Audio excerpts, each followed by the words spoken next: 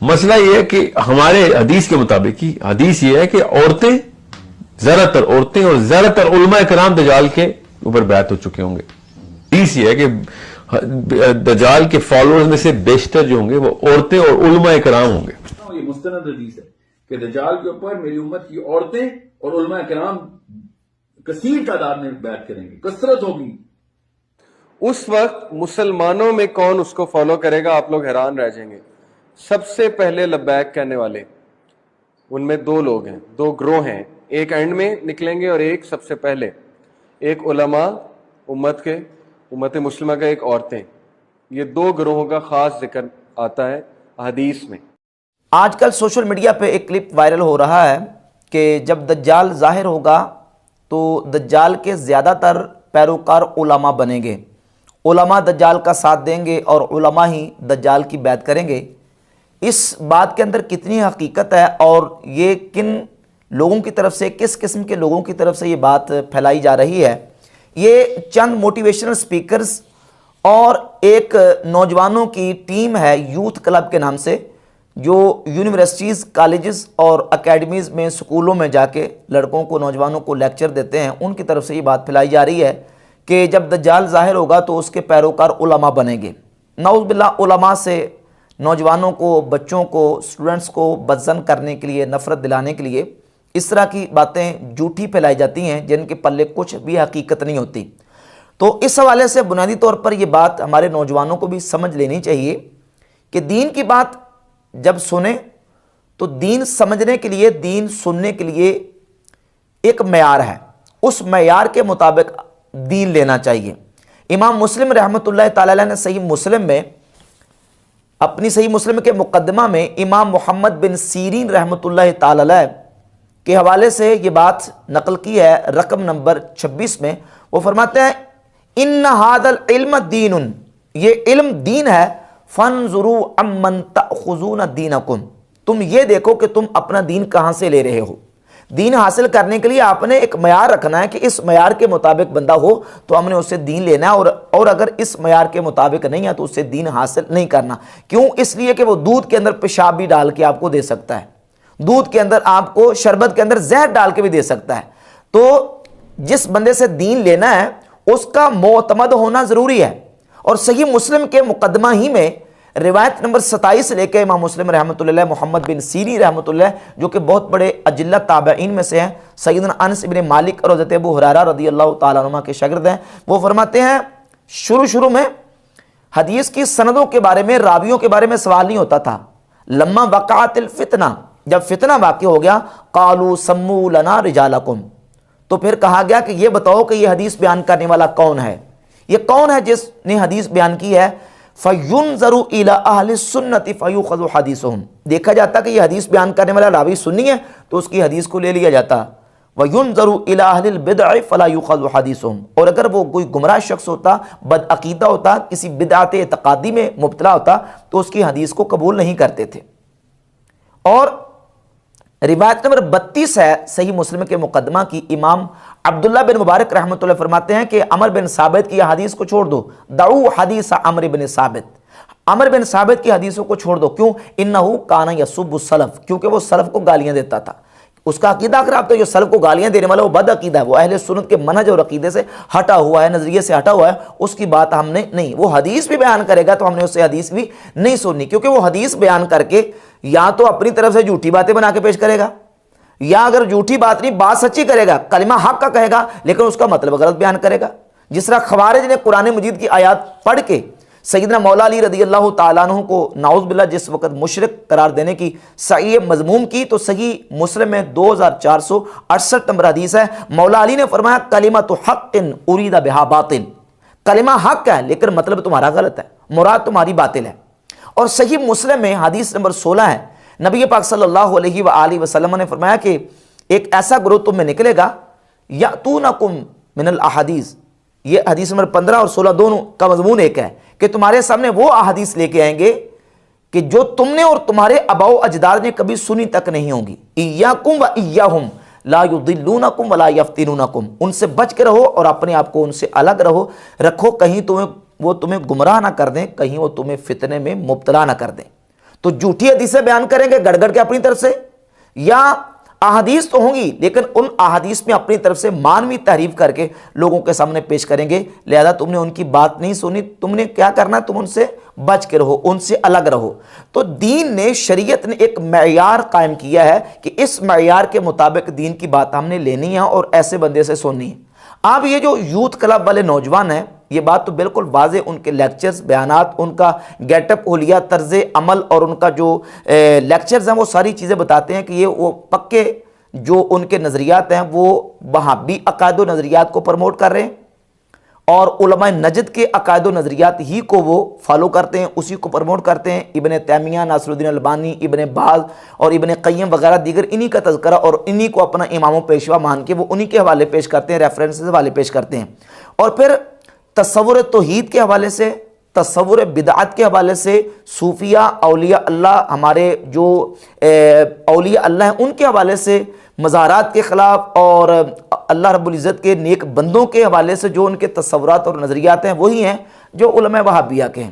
اور پھر علماء وہابیہ ہی ان کو پروموٹ کر رہے ہیں، ان کی تعریفیں، ان کی تائید اور ان کی توثیق، باقاعدہ کلپس وغیرہ سوشل میڈیا پہ وہابی علماء کے موجود ہیں کہ وہ کہتے ہیں وہ بڑا اچھا کام کر رہے ہیں نوجوانوں کے اندر، اور نوجوانوں کے اندر وہ جو نا وہ دعوت و تبلیغ کا بڑا اچھا کام کر رہے ہیں. مطلب یہ ہے کہ وہ وہابیت کو اور وہابی نظریات کو پروموٹ نوجوانوں میں کر رہے ہیں. پھر جو ہمارے نوجوان لڑکے اسکولوں میں، کالجوں میں، یونیورسٹیز میں جاتے ہیں، سادہ ہوتے ہیں، ان کو اپنے مسئلوں کو مذہب کی اس انداز سے تعلیمات نہیں ہوتی، تو سیدھے سادھے بولے بالے نوجوان سن کے تو وہ وہابی مسلک اور عقیدے کو قبول کرتے ہیں. وہی ان کا طرز عمل ہے، وہی ان کا طریقہ کار ہے. لہذا یہ بات بالکل نوجوانوں کو اپنے ذہن دماغ میں بٹھا لینی چاہیے کہ یوتھ کلب کے جو نوجوان کالجز میں، یونیورسٹیز میں لیکچرز دے کے جو کام کر رہے ہیں وہ وہابی عقائد و نظریات کو پروموٹ کر رہے ہیں. توحید کے حوالے سے وہ شرک والی باتیں وہی اہل سنت کے خلاف، اور بدعت کے حوالے سے بھی ان کا وہی تصور ہے جو علماء وہابیہ کا ہے. اب رہ گئی بات یہاں جو انہوں نے بیان دیا ہے کہ دجال کے پیروکار اور دجال کا ساتھ دینے والے وہ علماء ہوں گے، اور ایک تو وہ موٹیویشن سپیکر ہے وہ کہتے ہیں علماء کرام ہوں گے. اگر وہ دجال کا ساتھ دینے والے تو علماء کرام کیوں؟ پہلی بات تو یہ حدیث ہے ہی نہیں. کوئی ذخیرہ حدیث سے یہ حدیث پیش کرو، رسول اللہ صلی اللہ علیہ وسلم کا فرمان ہو پیش کرو، کوئی نہیں ہے.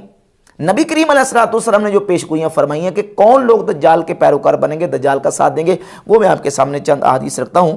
صحیح بخاری اور صحیح مسلم میں متفق علیہ حدیث ہے. صحیح بخاری میں 7124 اور صحیح مسلم میں 7390 نمبر حدیث ہے. نبی پاک صلی اللہ علیہ وآلہ وسلم نے فرمایا لیس من بلد الا سیتہ الدجال الا مکہ والمدینہ. دجال پوری روئے زمین کے شہروں کو اپنے پاؤں تلے رون ڈالے گا لیکن مگر وہ مکہ اور مدینہ نہیں جا سکے گا. وَلَيْسَ نَقَبٌ مِّنْ أَنْقَابِهَا إِلَّا عَلَيْهِ الْمَلَائِكَةُ صَافِينَ تَحْرُسُهَا. کیوں دجال مکہ اور مدینہ نہیں جا سکے گا؟ کہ مدینہ شریف کے ہر رستے پر اللہ رب العزت نے فرشتوں کو مقرر کر دیا ہوگا، وہ فرشتے صفیں بنا کے مدینہ شریف کے ان رستوں پر نگہبانی کر رہے ہوں گے، پہرا دے رہے ہوں گے، دجال وہاں داخل نہیں ہو سکے گا. فَيَنزِلُ بِالسَّبَخَاتِ، حتیٰ کہ دجال پھر ایک شور والی زمین میں اترے گا، اور مدینہ شریف کی زمین کو پھر 3 زلزلے آئیں گے، جھٹکے لگیں گے. یخرج الیہ منہا کل کافر و منافق، ہر کافر اور منافق مدینہ سے نکل جائے گا. کہاں نکلے گا؟ یخرج الیہ، دجال کی طرف. تو دجال کے پیروکاروں کی ایک قسم ہے کفار اور منافقین جو اس وقت مکہ یا مدینہ میں ہوں گے، وہ کفار اور منافقین وہاں سے نکلیں گے اور دجال کے پیروکار بن جائیں گے. اور دوسری قسم ہے دجال کے پیروکاروں کی 70,000 یہودی، وہ دجال کے پیروکار بنیں گے، دجال کی اتباع کریں گے. صحیح مسلم میں 7392 نمبر حدیث ہے. نبی پاک صلی اللہ علیہ وسلم نے فرمایا یتبع الدجال من یہود اصبہان 70,000، 70,000 اصبہان کے یہودی. اصبہان یا اسبہان دونوں طرح اس کا ضبط جو نا وہ شارحین نے لکھا ہے. اصبہان یا اسبہان کے 70,000 یہودی دجال کے پیروکار بن جائیں گے. علیہم الطیالسہ، ان کے اوپر تیالسی ابائیں ہوں گی جن کو وہ اوڑے ہوئے ہوں گے. یہ دوسری قسم ہے. اور تیسری قسم دجال کے پیروکاروں کی وہ ایک قوم ہوگی جن کا ذکر سنن ابن ماجہ میں 4072 اور جامع ترمذی میں 2237 نمبر حدیث ہے.